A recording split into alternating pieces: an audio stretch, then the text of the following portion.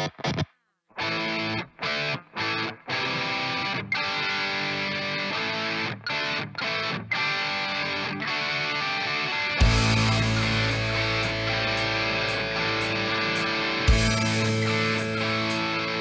m'appelle Philippe, je suis né à Marseille en 1968. Quand j'ai eu 13 ans, on m'a offert un disque d'ACDC, par hasard, même par erreur. Et en l'écoutant, je suis tombé amoureux de cette musique. Au collège, avec des copains, on a décidé de se donner des surnoms. Moi, j'ai choisi Striker.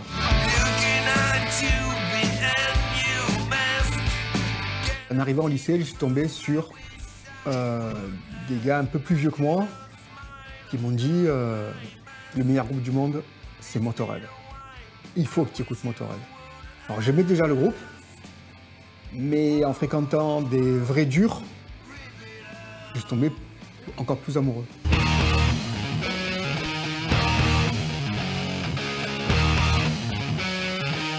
Je pense que le mouvement rock'n'roll a été un peu un mouvement qui s'est opposé dans les années 70 au mouvement hippie. Donc nous avons été plus durs, on était très proches du mouvement des bikers aussi, donc les habillements en noir et le côté morbide. Il y a un folklore sataniste qui est très très présent au niveau de l'attitude. Il faut voir qu'il y a beaucoup de gens qui écoutent du métal qui viennent du nord de l'Europe, donc ils rejettent la présence chrétienne pour revenir à des valeurs ancestrales, vikings, traditionnelles. Mais après, il y a surtout du folklore.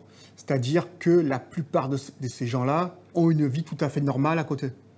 C'est clair que la population de base était plus homme blanc, mais de plus en plus, il y a des Noirs, des musulmans, des Asiatiques. Il y a des groupes dans tous les pays du monde.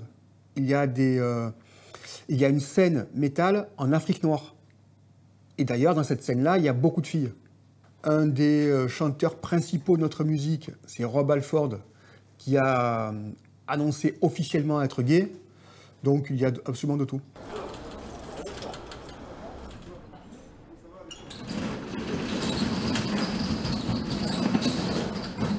J'ai créé le magasin Sabre Tous en 99. J'ai beaucoup de gens qui viennent, qui partagent la même passion que moi, ou certains qui veulent découvrir notre univers. Je vends essentiellement du hard rock et toute la famille du hard rock, donc du hard rock, du metal, du speed, du thrash. Et j'ai aussi des t-shirts, des tasses, des bracelets cloutés. Alors le groupe que je vends le plus, bien sûr, c'est Motörhead. Parce que dans la vie, il y a deux sortes de gens. Il y a les fans de Motörhead et ceux qui vont le devenir. Je ne pense pas que le hard rock soit mort. Bon, il existe encore des grands groupes qui jouent toujours. C'est vrai qu'ils sont sur la fin, mais je pense que le public va continuer d'exister. Et j'espère, à titre personnel, que ça durera encore longtemps.